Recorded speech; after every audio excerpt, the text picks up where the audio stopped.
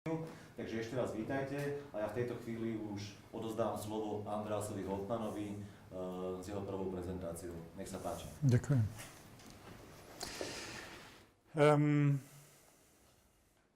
I have to talk in English, ale mluvím česky, takže je to trošku absurdní. Ale nicméně, tak to, já jsem v 90. letech vyučil na fakultě v Brně a i v Pradislavě. A tam jsem se naučil trošku česky. Okay, you want it in English, you get it in English. I stopped to have lectures many years ago because I think it's outdated. I like to have more workshops, things, talk to people, get immediate responses. And today we are trying something new. We are trying to combine both because we don't have so much time. So the first thing I would like to ask you to sit together in the front because I don't see you in the dark. I see the dog. That's the last thing I see. Don't be afraid. Come to the front because we get a better energy. And then, of course, you get a task from me, which I'm sorry reminds school, but yes, we survived this. Can you just spread the papers in the back? And who has not a pen? Who has not a pen? Do you have a pen? Anyone has a pen? You don't have a pen? You get a pen? More people need a pen? We get all kinds of pens. Two. Big one, you got one, so I send it to the back. You got a pen?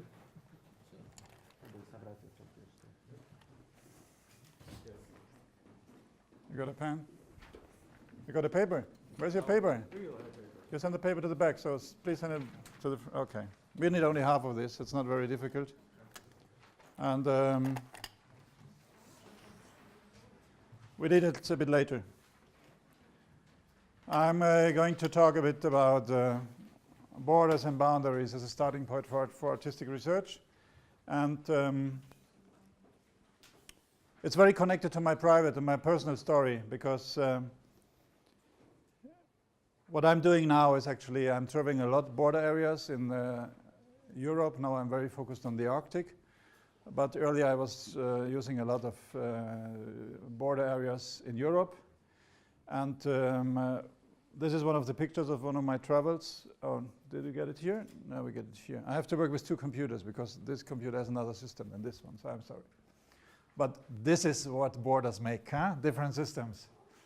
Maybe you know the border between Lithuania and Belarus. One of the most protected borders in the middle of Europe, which is quite absurd because some 100 years ago it was one country. And when I was traveling this borderland, I was very interested, why did people in Lithuania stop to cooperate with Belarus? And I went to different universities and I got quite a lot of answers which I didn't understand, but we started a dialogue and we will see what's coming out of this. My border story, my personal border story is actually that I was born in Germany, close to the French border. And there was a border almost looking like this. And today we are so influenced by thinking European Union, no borders. We know already that this was a dream or this was an idea or this was a construct, which actually, as we see today, it's no longer working. And the coolest thing we could do as teenagers was to go on the bike and to cross the border on a green point. We call it the green spot because you could cross this border without getting catched by the control, because border guards are very well trained and they are very precise. So if they have to be on a border stop at 2 o'clock, you can be sure at 2:30 there will be no one, so you can cross the border, which makes the whole system of protecting borders quite absurd. So it was a cool thing for us to go to France to have a coffee there, and it was in the early 70s.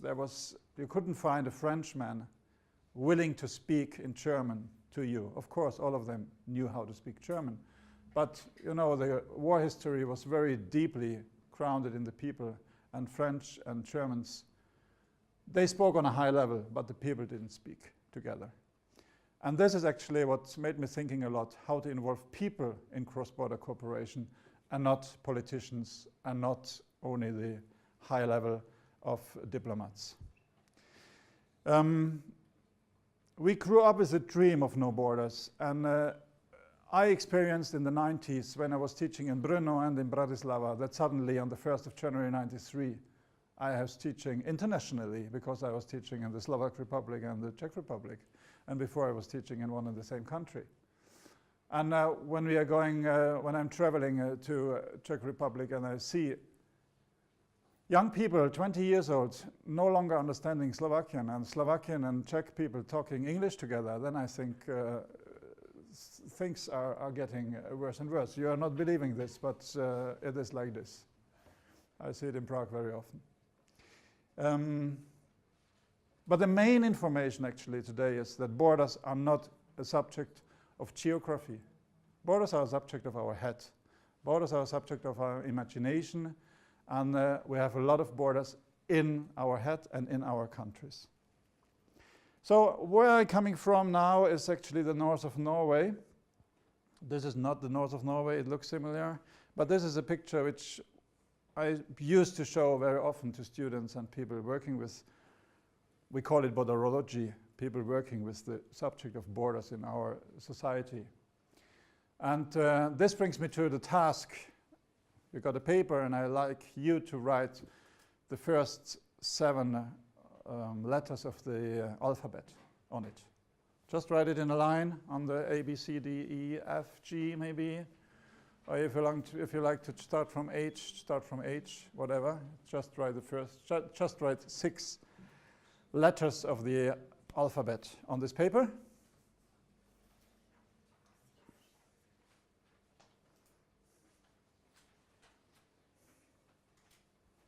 And you use now your own language, whatever it is, because we are thinking in our languages.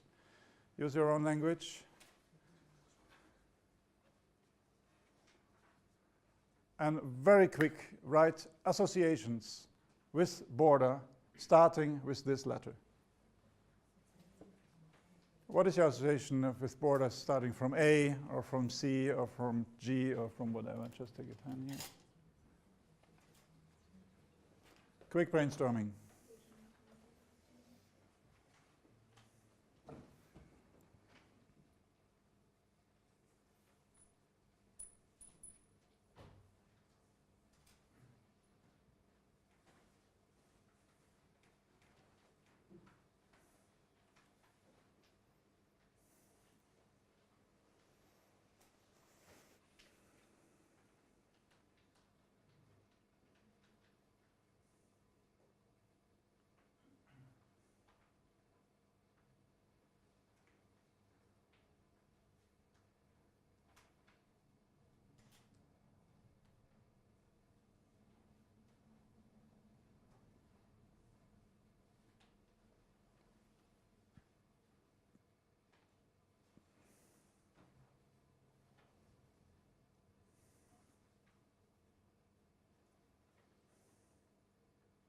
If you don't know one, just go on.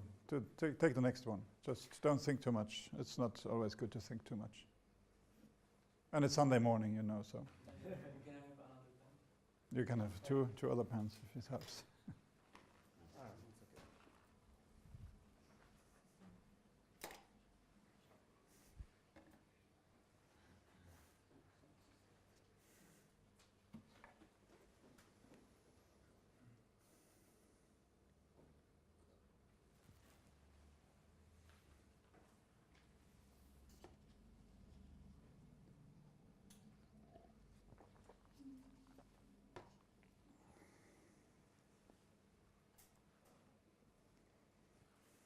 So, what do we get? What do we see is what we get. Can you just start someone with A? There's someone A? Anger. Anger. Next. Autonomy. Autonomy. Yes. Auto. Huh? I have auto as a like car. Car. Auto. Like crossing, yeah? Absurd. Absurd. Ambitions. Ambitions. Very good. Alternative. Auto. Sorry? Alternative. Alternative. Let's say C. Do you have something from C? Control. Control. Yes. Sociedad. Yes. Just shout it out. We are not in school. We are doing open discussion. And let's see, F. Foolish. Foolish.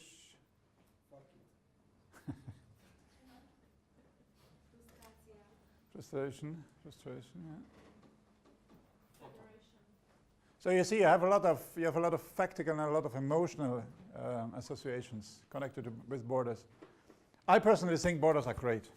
I personally think that borders are important, and I think personally that borders are important for our awareness to see differences. I'm sure you have a completely different audience going to Tabačka than going to the Státny divadlo. So we have groups. Our society is built in groups. Our society exists in borders.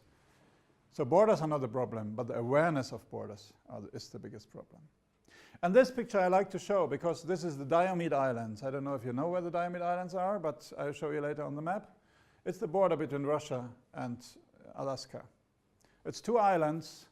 One side is the Russian, one side is the American. And in between is also the date line. So looking towards Russia means looking toward the future. Because if these people living on the two islands want to meet today at 5 o'clock, they have to tell the other side, let's meet tomorrow at 5 o'clock. So they find the same date because it's a date line, so one day ahead, 24 hours ahead. And this is kind of absurd, but it's a good thing to play around, how artificial borders are actually defined. And on the other side, why do we need these borders to survive, actually? This is the map of Scandinavia, as you know, on this festival. I'm placed in the very top of Norway. There's the red dot here, which is the northernmost point of the European mainland. And this region was defined in different ways in the last 50, 60 years. But what is typical is that we are very close to the Finnish border, we are close to the Russian border. We are not so far from the Swedish border. Distances are relevant in this area because the distances are very big. And what is also typical for the whole region is that it was very, very long until 1826 a borderless place, because it was only a few people living there, and it was not politically interesting to draw a border between Norway and Russia.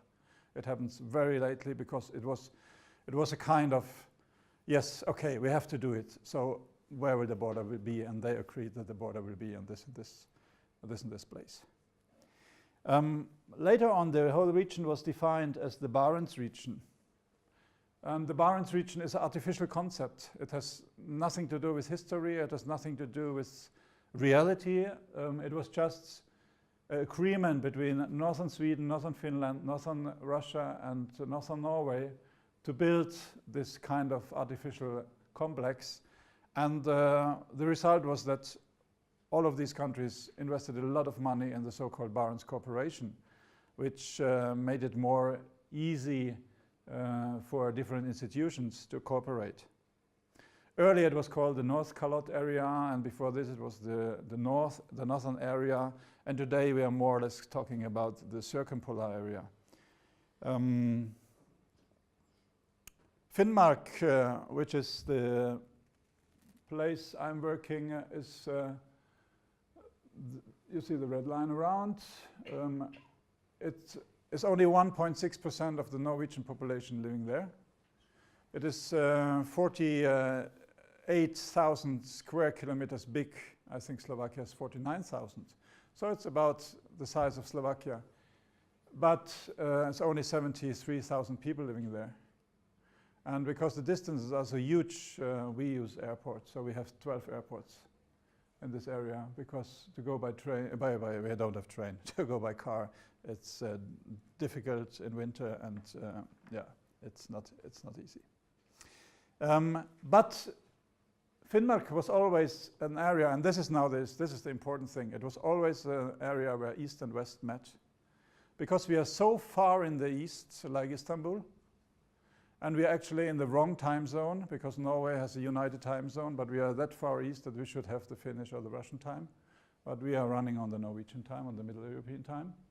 And it was for many, many hundred years, it was a huge exchange between seamen coming from Russia and Norway, trading with everything you don't have in this part of Norway, because the only thing you have is fish. And they brought building materials for houses, they brought foods, they brought different things, and they took fish in exchange. So this means we have a kind of historical contribution to cooperation. The countryside is very, very pure. It's nothing growing there. It's only stones. We have, the classical questions. Is there polar light? Of course, we have polar light almost every day, and we don't run out and look at it because it's like you have clouds here on the sky. We don't have polar bears. No, sorry, this is another place in the world. But many people expect it. And there are people living. Yes, there are people living there. Not so many, but there are very, very interesting communities up there in the north. The beautiful thing when you think about borders is actually that the landscape is without references. It's just white most of the year. We have from October till March. We have a lot of snow. Just yesterday we got 0.5 meter snow. So, and the snow is until June. So, and then everything is white. The sky is white, the landscape is white. You don't see where starts the sky. You have no reference if there's not a stick along the road. It makes you think in a different way. And if we have light like this, we are already happy because we have a very long polar night. But in a philosophical sense, it's important because border became a kind of abstract in this world because you don't see them. And if it's not a fence, and there is a lot of fences actually because of the reindeer herders, but you don't see them in winter because there's so much snow that you have to build 4-meter high fences to see them. So there's nothing, that's not interesting. So many things are disappearing, borders are disappearing, and this makes, in a philosophical way, it makes you think differently. I'm placed in a small village called Skjoldefjord, which is a fishing village. This is about 2 o'clock in the afternoon. It's a nice place, and we are running in the Arctic Culture Lab there, which is a research and residency center. And at the same time, I'm also working for the county of the whole area as an advisor for culture. Weather is tough, but we are not talking about the place, but it's important to understand the place for understanding the challenges you are sharing with the other countries around you. And this is actually what's happening. If someone is working in the north, this is how we are educated usually. This is our view of the world. This is how we see where Europe and the States and Africa is placed. But when you're starting to work in the very north, then in a way, you're Košice, so you see we're almost on the same eastern length. When you work in the north, suddenly the planet turns around. We are now actually placed here, and this is the circle of my main activities, connecting the north of Russia, Canada, the United States, Greenland, Ireland, part of Iceland is sometimes included. And you know, it's that's a lot of politics in this area. We are having big fights with different countries who's owning the North Pole. I don't know if you're following these discussions, that the Russians went there with a submarine and put their flag on the ground to say this is Russian property, which is the same as the Americans did on the moon, and it's the same ridiculous. I mean, but it also has to do with the air defense line between the United States and Russia, and it's a hotspot. So it's a lot of world politics playing a big role, and not last least because of the oil and the gas industry, which is very, very viral. So you see actually here a map which shows another very interesting thing. The Arctic is the land of indigenous people.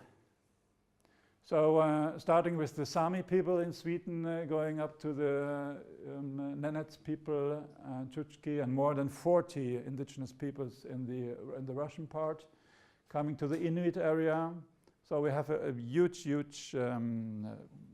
concentration of indigenous people in the north. And this actually explains a lot about borders, because they were traveling where the reindeers were traveling, for example. They were not thinking about, do we cross a river, do we cross a border? They were traveling with the animals, and they still do. And when the border was drawn between Russia and Norway, it took the animals more than 40 years to get used that they are not allowed to go to Russia, because the owners were not allowed to go to Russia. So it's for thousands of years migration routes. And here on this map you also, do we have a pointer? Oofda. You also see here this line is the air defense line between the east and the west. So it's a very important military construct. Yeah, and the Diomede Islands, they are blazed up here. When I showed you the picture before, right? Oh, where is it here? So here in between, there are the two islands and the date line. So the first thing I want to talk about, and please tell me when it's 5 minutes to finish, I call joint forces.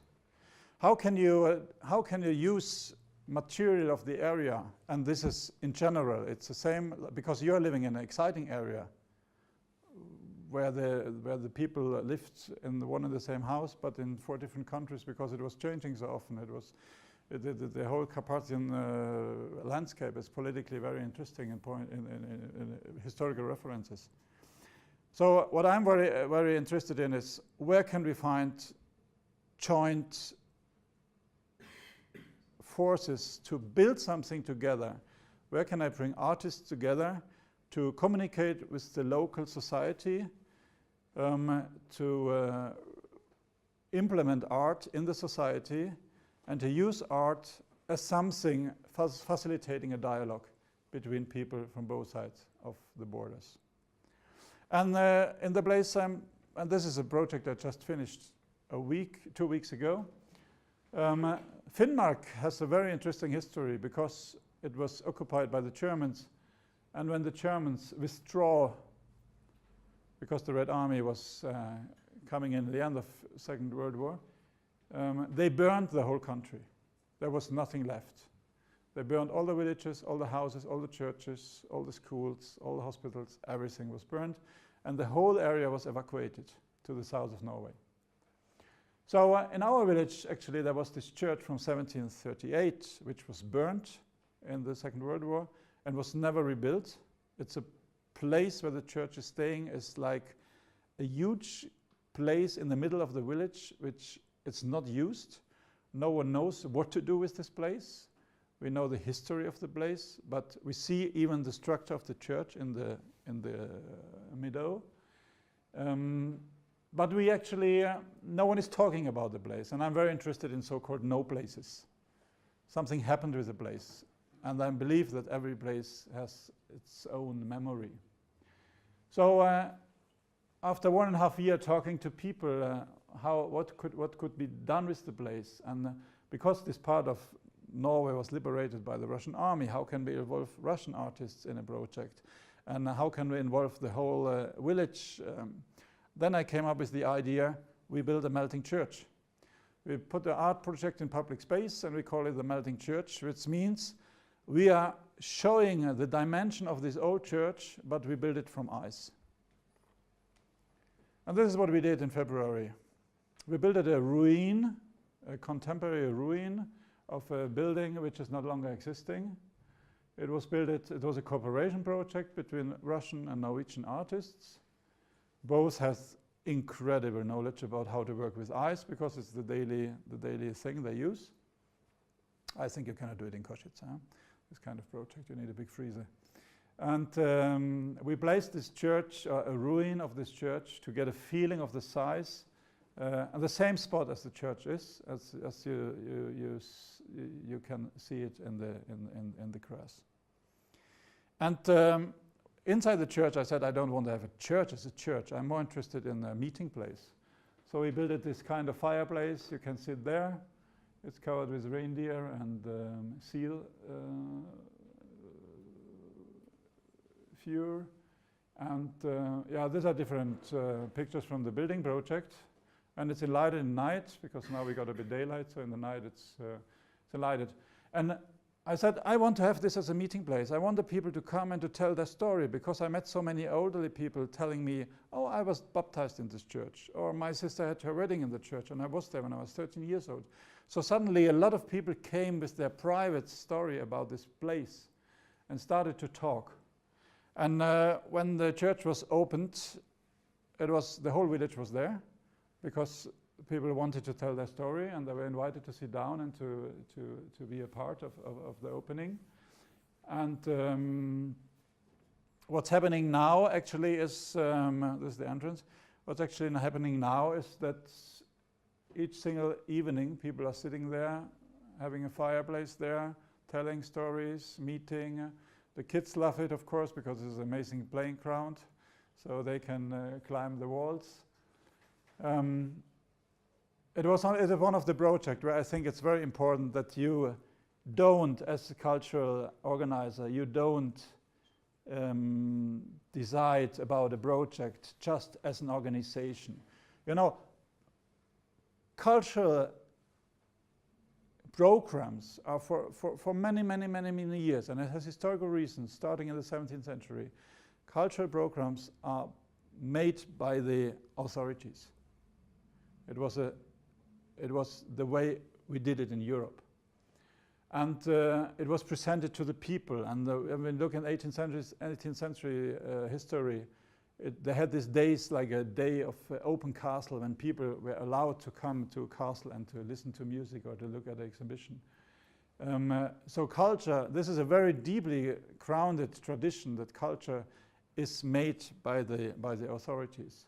But today we have a lot of grassroots initiatives. Today we have a lot of cultural workers understanding that we need to go the other way, that we have, if we want to find identity in culture, we have to involve, or we have to start actually with the public realm, and we have to listen to the public realm, and we have to offer a way of culture which is also helping the public realm to understand the contemporary art.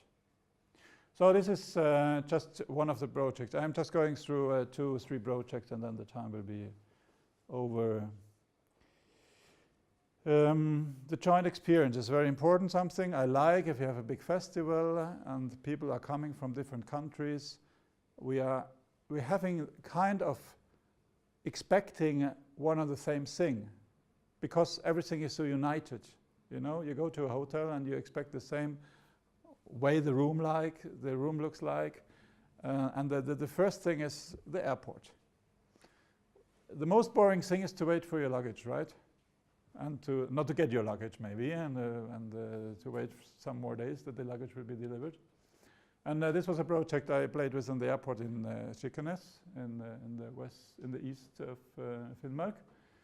Then I said, okay, because people are waiting for the luggage, let's play around with this moment. And we invited a performance group, which was arriving on the luggage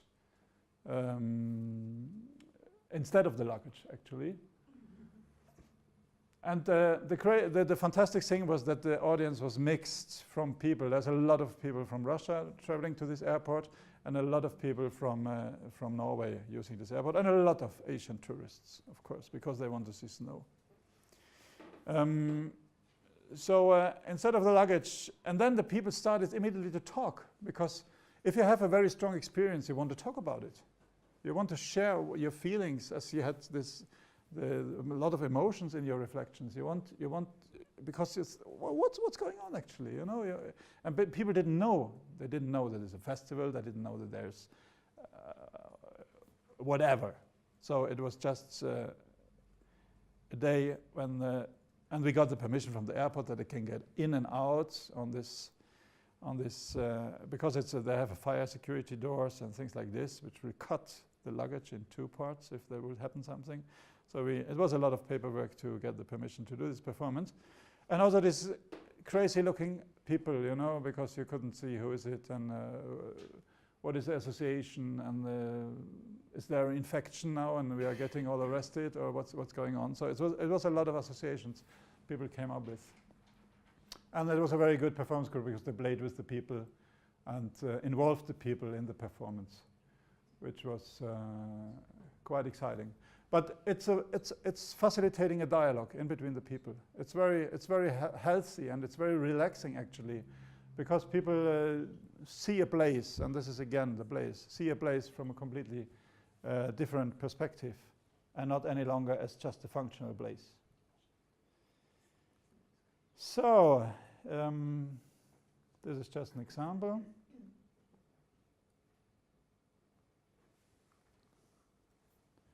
And then we can go to the next subject with, I talked about this interactivity.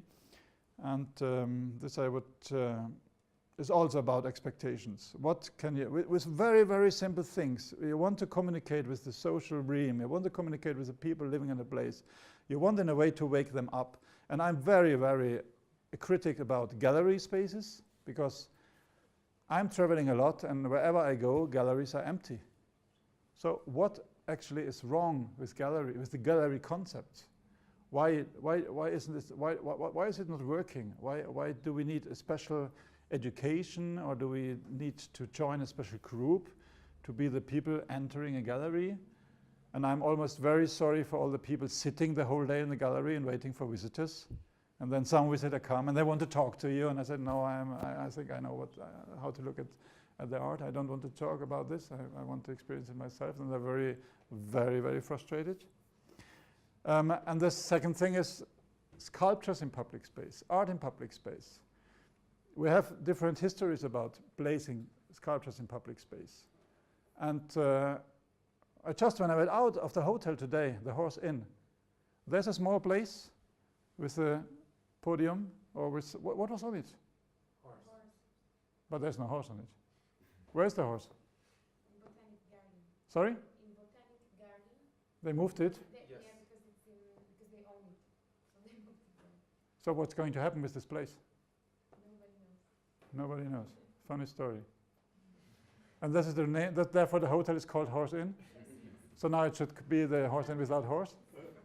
Now it's a horse out, maybe. It's very cool. Okay, so use it, make fun of it. I mean, it's a beautiful story. It's like Irvin, this Slovenian artist group. They started to exchange sculptures across the borders. So they brought sculptures of a very famous person in Slovenia, and they brought it to Austria, where no one knew who is it, because they even could not look at history. And we did something like this. We built a huge cat, which is about this high. And we traveled with this cat to different places, and we just put it without any comment somewhere. And it was always a place like this horse, missing horse. It was always a place which I asked people about this place before. I did some research, and the people hated this place. And this was in the north of Sweden, where they built a huge square for millions with heating in it, so they don't have to clean the snow. And no one is on this square, never. It's always the whole year it's empty. And I came there 5 years later, and now it's a parking space with a very well heating, of course.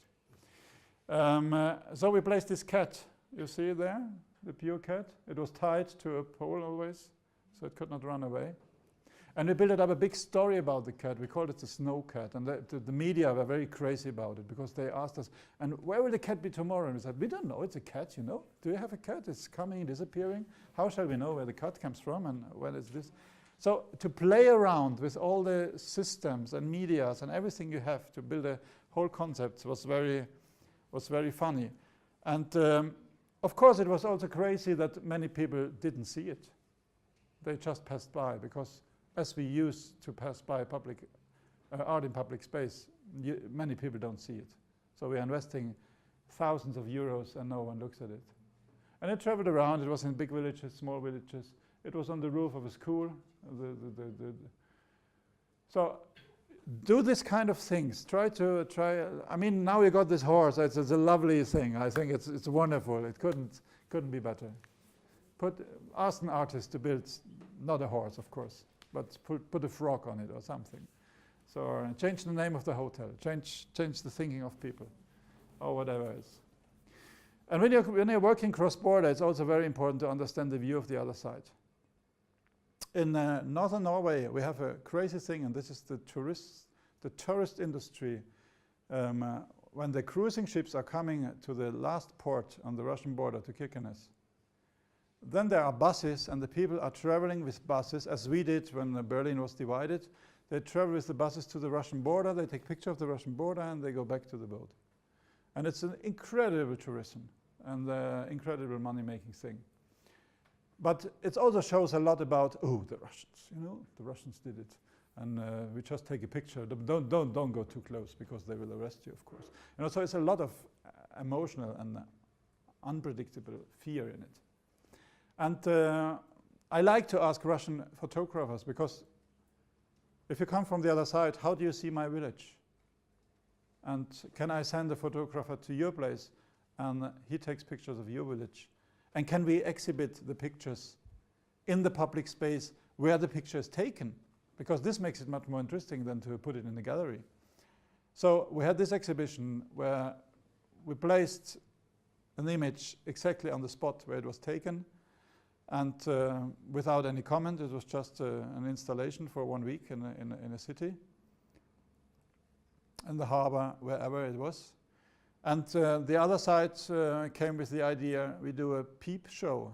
And they they made a big picture. I couldn't find the documentary. They made a big picture with a fence in front, with very small, tiny holes. So I had to go there and you look through the hole, as the way we look at across the border against the Russians, of course. So they looked through this tiny hole, and they saw only, because this is what happens when you look through a tiny hole, you see only a part of the whole image. So you had to run around and look at all these things. It was very, very, very successful project. And he actually reflected on this, on the problem. How do people from Norway look at Russia? They look only, oh, the benzene is very cheap, let's go there and buy. Oh, this shop is very cheap, let's go and buy. But they never get the whole image, because they are not interested in the whole image, which is very sad. Yeah, we talk a lot about mutual understanding, but based on what? And is the understanding really that important, or is it more important to find out that we don't understand us that much? This is the reason I said in the beginning, I love borders. I think borders are, if we are aware of the borders, it's a resource we should use.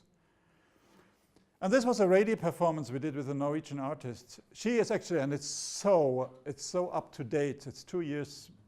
It was 2 years ago.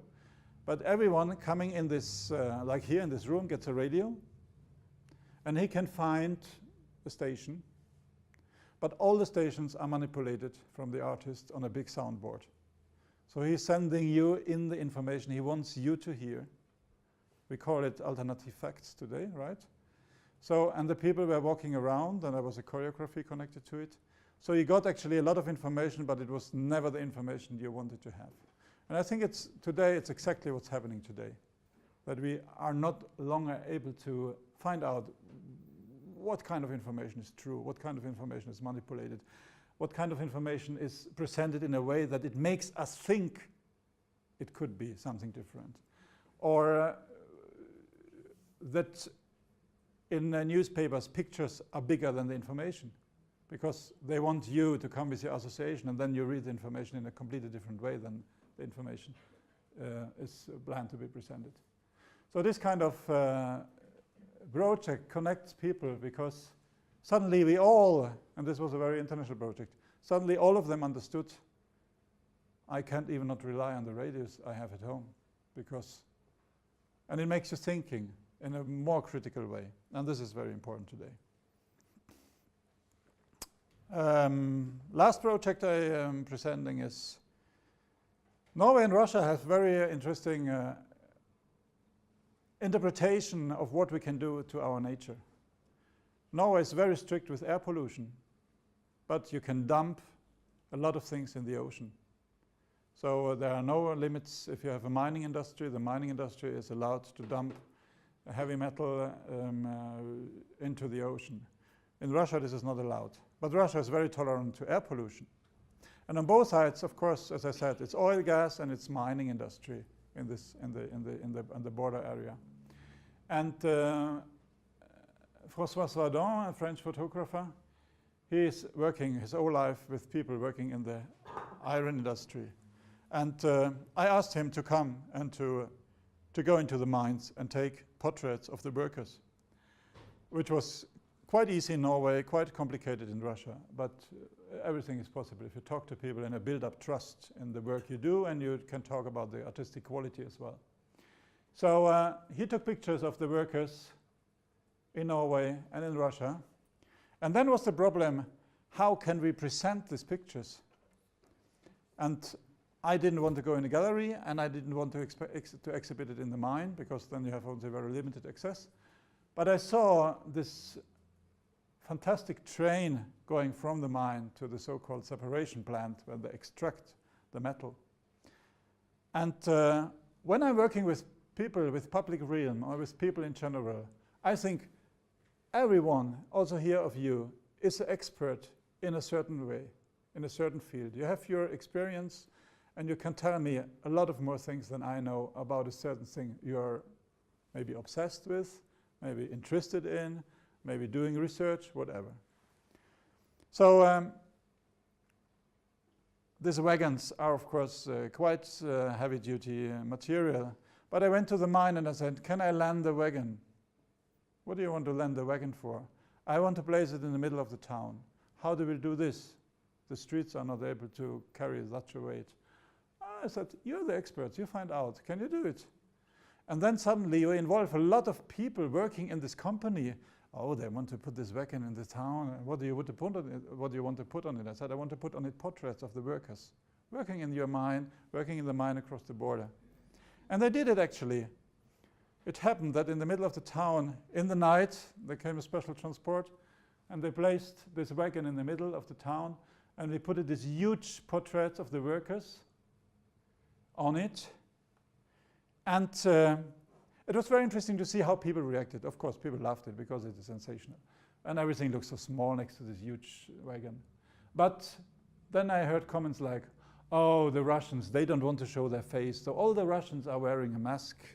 But it's not true. It was just as we catch them in the at the working place. A lot of Russians and a lot of Norwegians had this mask because of the dust in the mining. But what was the most beautiful thing actually was that people wanted the wagon to stay in the town. They wrote letters to the administration. They said, let's have this as a monument for the mining industry. But we didn't get the permission, of course. So it was only staying there for 2 weeks, and then we had to remove it. But it was a very nice example how you could involve school classes looking at things, how you could